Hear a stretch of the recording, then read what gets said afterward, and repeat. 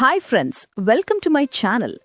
இப்படி சும்மா சோர்வா கதைகள் கேட்கணும்னா சேனலை சப்ஸ்கிரைப் பண்ணிக்கோங்க. அக்கம் பக்கத்துல இருக்க பெல் ஐகான்ல கிளிக் அடிச்சுக்கோங்க. இவரோட பேர் அர்ஜுன். இவருக்கு வயசு 28. வீட்ல அம்மா, அப்பா, ஒரு அண்ணன். அண்ணனுக்கு திருமணமாகி சமீபத்துல 4 வருஷமாச்சு. அப்படி இருக்கும்போதே அவரோட அண்ணிக்கும் அண்ணனுக்கும் 4 வருஷமா பிள்ளை இல்லாததால இவங்க 2 பேருக்கும் என்ன மாத்திரம் சொத்து இருந்தாலும் பிள்ளை இல்லாத வருத்தம் அவங்க மனசுலயே இருக்குது. அப்படி இருக்கும்போதே இவரோட அம்மா அப்பாவும் கொஞ்சம் ஆரோக்கியம் சரியில்லை இல்லாம இருக்காங்க. ஒவ்வொரு சின்ன விஷயத்துக்கும் தக்குறாங்க. இதால அர்ஜுனுக்கும் அவரோட அண்ணனுக்கும் வீட்ல பெரிய குழப்பம் நடக்குது. ஏன்னா அப்பா சமீபத்திலேயே போயிட்டார். அடுத்த 2 வருஷத்துல அம்மாவும் போயிடுச்சு. இப்படி இருக்கும்போதே இவரோட வீட்ல இப்ப பெரியவங்க இல்ல, அர்ஜுன் மட்டும்தான் இருக்கான். இதனால அர்ஜுனுக்கும் அண்ணன் விக்னேஷ் மட்டும்தான் இருக்காங்க. அண்ணனையே நல்லா பாத்துக்கணும். அவங்க அன்னிக்கு பிரியாவுக்கும் எந்த குறை இல்லாம அண்ணனுக்கு கொஞ்சம் அறிவுரை கொடுத்து 2 பேரும் சந்தோஷமா இருக்கிற மாதிரி பண்ணணும்னு சொல்லி அர்ஜுனுக்கும் ஒரு வேலை கிடைக்குது. அதுக்கேத்த மாதிரி அர்ஜுனும் வேலைக்கு போயிட்டான். ஒரு ஸ்டேஜ்ல ஒரு நாள் அர்ஜுனோட அண்ணன் விக்னேஷுக்கு அவசரமா இரவு நேரத்துல உடனே ஒரு கூட்டம் வருது. அதுக்கு நாளைக்கு சகாலத்துல போய் அட்டென்ட் பண்ணணும்னா நீங்க இரவு தான் ஸ்டார்ட் பண்ணணும்னு ஒரு கால் வருது. இதால அர்ஜுனோட அண்ணன் விக்னேஷ் கூட்டத்துக்கு இரவுல டிராவல் பண்ணிட்டு போயிட்டார். அப்படி இருக்கும்போதே ஒரு ஸ்டேஜ்ல வேலைன்னு கொஞ்சம் ஓய்வு இல்லாததால அவருக்கு டிரைவ் பண்ணும்போது தூக்கம் வந்துருச்சு. ஆக்சிடென்ட் ஆயிருச்சு. இதால அந்த ஸ்பாட்லயே போயிட்டாரு. எப்படியோ அவர்களோட இறுதி சடங்குகளை முடிச்சதும் பாருங்க, இவர்களுக்கு அண்ணி மட்டும்தான் இருக்கிறாங்க.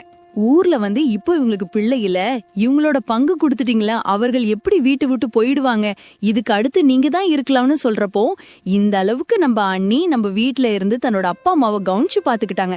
இப்போ இவங்களெல்லாம் நம்ம எப்படி விட்டுட்டாலும் நம்மள பாத்துக்கிறதுக்கும் யாரும் இல்ல.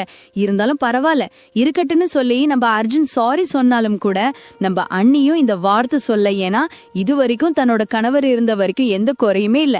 இப்ப நம்மள நல்ல மாதிரி பாத்துக்கிட்டாரு. நம்ம என்ன சுத்தியும் எதுவும் செய்யாம எந்த குறையும் இல்லாம தான் நம்ம அவர்களோட அண்ணிய வச்சிருந்தாங்க. அப்படி இருக்கும்போது நம்ம அர்ஜுன் நானே பாத்துக்கிறேன், அப்படி இருக்க அர்ஜுனும் வேலைக்கு போயிட்டு இருக்கான அவங்களுக்கு நல்ல சமைச்சு சாப்பாடு கொடுக்கறேன். இப்படி இருக்கும்போது வீட்டோட சூழ்நிலை எல்லாத்தையும் புரிஞ்சுக்கிட்டு நம்ம பிரியா பாருங்க அந்த வீட்டோட பொறுப்பு விஷயங்கள் எல்லாத்தையும் ஏறந்திக்கிறாங்க. நம்ம அர்ஜுனும் சம்பாதிச்ச பணத்தை தன்னோட அண்ணனுக்கு விக்னேஷுக்கு தான் கொடுக்கறான். இருக்கு நேச்சும் கூட சேமிப்பு பண்ணாம பணத்தை பார்த்தோன்னீங்க நம்ம பிரியாவுக்கு இது வரைக்கும் தன்னோட கணவரும் அம்மாவும் கொடுத்துட்டு இருந்தாங்க. அப்படி இருக்கும்போது நம்ம விக்னேஷ் பாருங்க சம்பாதிச்ச பணத்தை எடுத்தனாலே நம்மளுக்கு தான் கொடுக்கறார். இதனால தான் நம்ம அர்ஜுனுக்கு அவங்க அண்ணன் ரொம்பவே பிடிக்குது. ஒரு ஸ்டேஜ்ல பாருங்க அர்ஜுன் என்னதான் வேலைக்கு போய் வந்தாரோ அன்னைக்கு தேவையான எல்லா பொருட்கள் சாமான்கள் எல்லாமே அவர்களுக்கு கேட்காமலே வாங்கிட்டு கொடுக்க அவர்களுக்கு அர்ஜுன் ரொம்பவே பிடிச்சது. ஒரு ஸ்டேஜ்ல ஊர்ல 5 பேர்கள் 5 வகையா சொல்றதால எப்படியோ அர்ஜுனை திருமணம் பண்ண வைக்கணும்னு சொல்லிட்டு அவர்களோட அண்ணி அர்ஜுனுக்கு ஒரு பொண்ணு பார்த்து சொல்றாங்க. அப்படியே அர்ஜுனோட திருமணமும் நடந்துருச்சு. திருமணம் முடிச்சதும் பாருங்க அவங்க 2 பேருக்கும் ஹனிமூனுக்கு டிக்கெட்டுகளை இவர்கள் தான் ஏற்பாடு பண்ணி கொடுக்கறாங்க. எடுத்துட்டு அவங்க 2 பேரும் சந்தோஷமா 6 வாரத்தை நல்லா சுற்றுலா சென்று பார்த்துட்டு வந்ததும் பாருங்க நம்ம பிரியாவுக்கு கொஞ்சம் உடம்பு சரியில்லாம போயிடுச்சு. நம்ம அஞ்சலி பாருங்க அதுக்கப்புறம் இவங்க தான் கவனிச்சுக்கிறாங்க. இப்படி இருக்கும்போது வீட்டுக்கு மருமகன் வந்ததும் நான் வேலை தேடுறேன்னு நினைக்காதே அண்ணா, எனக்கு இப்போ உடம்பு சரியில்லை, இப்ப நீ செய், அதுக்கப்புறம் நானே என் வேலைகளை நானே பாத்துக்கிறேன், ஏன்னா இந்த நாட்கள்ல நான் அர்ஜுனை பாத்துக்கலையா அப்படின்னு சொல்றாங்க. நம்ம அஞ்சலியும் பாருங்க இதுக்கப்புறம் நீங்க எந்த வேலையும் செய்ய வேண்டாம், நானே உங்களை கவனிச்சுக்கிறேன், இப்போ நீங்க போய் ஓய்வெடுக்கணும்னு சொல்லியிருக்காங்க. நம்ம அர்ஜுனோட அண்ணிய புரிஞ்சு கொள்ள வரைக்கும் எப்பவுமே கடவுள் பக்தி அதிகம் உள்ளவங்க, எப்பவுமே கடவுள்னு கடவுளுக்கு தான் அர்ப்பணிச்சிருப்பாங்க. அது மட்டும் இல்லாம இரவு நேரங்கள்ல அங்க புத்தகங்கள் படிக்கிறதுல கொஞ்சம் ஆர்வம் காட்டியிருப்பாங்க. இதனாலதான் நம்ம அஞ்சலி அவர்களுக்கு ரொம்பவே அன்பு காட்டி அவர்களை நல்லா கவனிச்சுக்கிட்டு இருக்காங்க.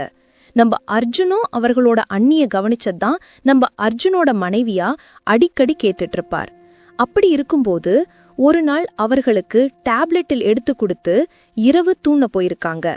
இரவுல நம்ம அர்ஜுனோட மனைவி தண்ணீர் குடிக்கலாம்னு கிச்சனுக்கு வரும்போது பாருங்க அவங்க அந்த பிரியாவோட ரூம்ல ஒரு சத்தம் கேக்குது. அது யாரோட சத்தமா இருக்கும்னு சொல்லிட்டு நம்ம அஞ்சலி சன்னலுக்கு பக்கத்துல நின்னு ஒளியா கேக்குறாளு.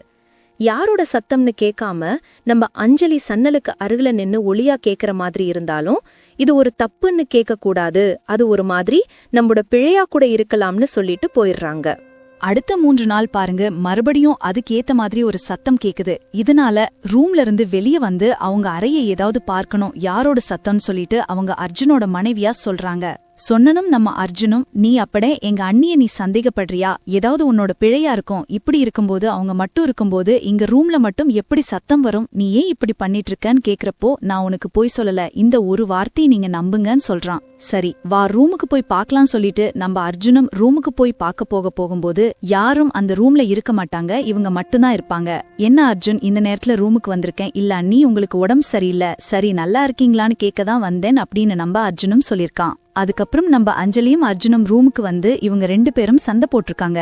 என்னோட அண்ணி நீ என்கிட்ட தப்பா பேசுற அப்படின்றான். அவனுக்கு அறிவு கிடைக்காதா, நீ ஒரு பொண்ணுதானேன்னு சொல்றாளோ. இதுக்கப்புறம் நம்ம அஞ்சலியும் இவங்கிட்ட எப்படி ரொம்ப அண்ணின்னு பாசத்தோட இருக்கிறான், ரொம்ப மரியாதை கொடுக்கறான், அவங்க வார்த்தையை ரொம்ப நம்பிக்கையோட வைத்திருக்கிறான்.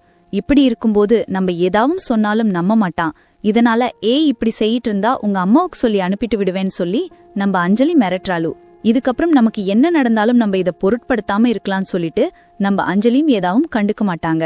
அதுக்கப்புறம் பாருங்க, அப்படியே சில நாள் போகுது. அதுக்கப்புறம் மறுபடியும் அந்த மாதிரி சத்தம் கேட்கறதால நம்ம அஞ்சலி எது நடந்தாலும் என்ன, நம்ம இப்படி கண்டுக்காம இருந்துட்டா பரவாயில்லன்னு சொல்றாங்க. ஒரு நாள் பாருங்க, சமையல் அறையில நம்ம பிரியா வந்து எல்லாத்தையும் சமைச்சு முடிச்சிட்டு எப்படியோ வழக்கம் போல அவங்க தான் கடைசி சாப்பாடு எடுத்து வைக்கிறாங்க. அப்படி செய்யும்போது தான் நம்ம அஞ்சலிக்கு, நீ இப்படி மாத்தி பண்ணாத, எதுக்கு என்னோட ரூமுக்கு வந்து சோஷனம் பண்ணிக்கிட்டு இருக்க, எதனால இப்படி என் ரூம்க்கு அடிக்கடி வர்றீங்கன்னு கேட்கும்போது தான் உங்க ரூம்ல ஏதோ ஒரு அச்சுறுத்தல் சத்தம் கேக்குது, அதனால தான் வந்தேன், நீங்க ஏதோ ஒரு தப்பு பண்றீங்க எனக்கு தெரியும்னு சொல்லியிருக்காங்க. இவங்க எதுவுமே அச்சுறுத்தல் பேசாம வீட்டுக்கு திரும்பி வந்திருக்காங்க. வீட்ல பாருங்க, அறவேளையா ஒரு அச்சுறுத்தல் சத்தம். அவங்களோட பணம் மக எல்லாத்தையும் பாத்துக்கிட்டு இருக்கிறத பாத்திருக்காங்க. இத பார்த்ததும் இங்க பாருங்க நம்ம பிரியாவும் நிக்கிறாங்க. இதனால நம்ம அர்ஜுன், என்ன நீங்க ஏற்கனவே என்னோட மனைவி சொன்னாங்க, அப்படி இருக்கும்போது இந்த வீட்டுக்கு எப்படி உரிமை வரலான்னு சொல்லிட்டு பேசும்போதுதான் இவர்கள் வந்து நான் அவரை கட்டி போடுறேன், இதுக்கப்புறம் என்னோட புதிய வாழ்க்கையை தொடங்க போறேன், அப்படி இருக்கும்போது இந்த வீட்டுல இருக்கிற நகைகள் பணங்களை எடுக்க எனக்கு உரிமை இல்லையான்னு சொல்றாங்க. அதுக்கப்புறம் பாருங்க நம்ம அர்ஜுன், நீங்க எடுக்கலாம் எல்லாம் சொல்லல, எங்க அண்ணனோட பங்கு எல்லாமே உங்க பேர்ல தான் இருக்கு, அப்படி இருக்கும்போது அவனோட சொத்துகள் எல்லாத்தையும் கொடுத்துட்றேன், என் வீட்டுல இருந்து இதுமேல் பண்ணாதீங்க, இந்த அளவு திருட்டுக்கு இது என்ன இருக்குன்னு சொல்ற போதுதான் நாங்க 2 பேரும் உங்களோட வாழ்க்கையை தொடங்க போறோம், இவ்வளவு நாளும் உனக்கு நான் படிப்படியா செய்ததே பெரிய விஷயம், உன்னோட சொத்துகள் எல்லாத்தையும் நான் எனக்கு அப்புறம் உன்னோட வாரிசு தான் அதை சுமக்கலாம், அதனாலதான் உங்களுக்கு பிள்ளை தரிக்காத மாதிரி நான் உங்களுக்கு மனைவிக்கு டேப்லெட் கொடுத்தேன்னு சொல்றாங்க. இப்படி செய்யிட்டதால இவனும், இதுதான் உன்னோட பிரச்சனையா, என்னோட அண்ணனோட சொத்துக்கள்ல அரை பகுதி உனக்கு டாக்டர் கொடுத்துட்டேன், எனக்கு இவ்வளவு நாட்கள் சாப்பாடு போட்டதுக்கு கொஞ்சம் உன்னோட திருமணத்துக்கு இவ்வளவு ரூபாய் கொடுத்துட்டேன், இதெல்லாம் எடுத்துக்கிட்டு வீட்டை விட்டு வெளியே போன்னு சொல்லியிருக்காங்க. அதுக்கப்புறம் இவங்க வேற வழி இல்லாம 2 பேரும் வீட்ல இருந்து வெளியே வந்திருக்காங்க. ஒரு கோயில்ல திருமணம் பண்ணலான்னு நம்ம பிரியாவும் அவரோட காதலன்னு திருமணம் பண்ணலான்னு போறாங்க. அப்படி இருக்கும்போது அவர் பாருங்க, உன்னை திருமணம் பண்ண முடியாது, டைவர்ஸ்க்கு தான் உன்னை நான் லவ் பண்ணேன், அப்படி இருக்கும்போது உன்னோட நகை பணம் எல்லாம் என் கையில விழுந்தாலும் கூட எனக்கு இது தேவையில்லை, ஏன்னா நான் பழி வாங்கணும், ஏன்னா என்னோட அக்காவோட வாழ்க்கைய கெடுத்தது நீதான் அன்னு சொல்றப்போ நம்ம பிரியாவோட அண்ணனுக்கு அந்த பையனோட தங்க கட்டி கொடுத்துருப்பாங்க. ஒரு கட்டத்துல பாருங்க, அந்த வீட்டுல பிரச்சனை உண்டு பண்ணதே நம்ம பிரியா தான். அவங்களுக்கு 2 பேருக்கும் டைவர்ஸ் பேப்பர்ஸ் கொடுத்தாங்க, பண்ணி நம்ம பிரியா தான் அங்கே 2 பேருக்கும் டிவோர்ஸ் சைன் பண்ணி கொடுப்பாங்க. இதனால தன்னோட அக்கா வாழ்க்கை கெடுத்துட்டு இதுக்கப்புறம் உன்னோட வாழ்க்கைன்னு நாசமாகணும், இதனால தான் வந்து வீட்டை விட்டு பிரிச்சே அப்படின்னு சொல்றாரு. சொன்னதுக்கப்புறம் இவங்க 2 பேரும் லவ் பண்ணாலும் நம்ம பிரியாவுக்கு அவங்கள மறக்க முடியல.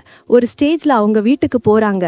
போய் அவங்க கிட்ட மன்னிப்பு கேட்டுட்டு, அண்ணியிடம் மன்னிப்பு கேட்டுட்டு, என் அண்ணனோட அவங்கள நான் எப்படி சேர்த்து விடுவேன், எங்களை 2 பேரையும் நீங்க சேர்த்து விடுங்க, என்னால் அவர் எல்லாமே இருக்க முடியல அப்படின்னு சொல்றப்போதான், உனக்கு எனக்கு என்ன சம்பந்தம், நீ யாவே அப்படின்னு கேக்குறாங்க. என்னோட வழிகளை நீங்க புரிஞ்சுக்கிட்டதுனாலதான் என்னோட தம்பி உனக்கு பதிலடி கொடுக்கத்தான் அப்படின்னு சொல்றாங்க. அப்படி இருக்கும்போது பேசி உனக்கும் எனக்கும் என்ன வித்தியாசமா போகுது, நான் உன்னை போல இருக்க மாட்டேன் அப்படின்னு சொல்லிட்டு அவங்க தம்பியோட பேசி எப்படியே திருமணம் பண்ணி வச்சிடலான்னு சொல்லி திருமணம் பண்ணிருக்காங்க. அதுக்கப்புறம் தன்னோட அண்ணிய அண்ணனுக்கு எப்படியோ சேர்த்து விட வேண்டும்னு சொல்லிட்டு தன்னோட அண்ணனுக்கு எல்லா உண்மைகளையும் சொல்லி அவங்களையும் நம்ம பிரியா சேர்த்து விட்டுச்சாங்க. சேர்த்து விட்ட 2 வருஷத்துல பாருங்க, நம்ம அர்ஜுனுக்கும் அஞ்சலிக்கும் ஒரு அழகான பொண்ணு பிறந்துடுச்சு. அதுக்கப்புறம் இந்த குழந்தைய பார்க்கறதுக்கு சமீபத்துல தன்னோட கொடுத்த நகை பணம் எல்லாத்தையும் இவ்வளோ நாள் பொக்கிஷமா வச்சிருந்தாங்க. அன்னைக்கு கொடுத்துட்டு போய் இந்த குழந்தை கையில வச்சுட்டு, இந்த பணம் சொத்து எல்லாமே இந்த பொண்ணோட சேர்ந்தது, இது என்னோட பங்கு கிடையாது, உங்க பெரியப்பாவோட பங்கு அப்படின்னு சொல்லிட்டு அந்த குழந்தைக்கு கொடுத்துட்டு அவர்களும் திரும்பி பார்க்காம வந்திருக்காங்க. நம்ம அர்ஜுனும் அஞ்சலியும் இது எங்களுக்கு தேவையில்லை, இது உங்களோட பங்கு, இது எங்களுக்கு வேண்டாம்னு சொல்லி கொடுத்தாலும் கூட அப்படி இல்லை, நீங்க இதுதான் எனக்கு நீங்க கொடுக்குற மரியாதையும் கூட, ஏன்னா இவ்வளோ நாள் உங்களுக்கு துரோகம் பண்ணிட்டேன், அப்படி இருக்கும்போது இதுக்கப்புறம் பண்ணிட்டீங்கன்னா எனக்கு பிறகு என் வாழ்க்கையில இதை விட பெரிய தண்டனை எனக்கு எதுவும் கிடையாது அப்படின்னு சொல்லிட்டு அவங்க அந்த வீட்டை விட்டு கிளம்பியிருக்காங்க. அதுக்கப்புறம் பாருங்க, அவங்க 2 பேரோட வாழ்க்கையும் புதுசா தூங்குறாங்க. இந்த கதை பிடிச்சிருந்துச்சுன்னா லைக் அடிச்சுக்கோங்க, ஷேர் பண்ணிக்கோங்க, கமெண்ட் எழுதிக்கோங்க. நன்றி.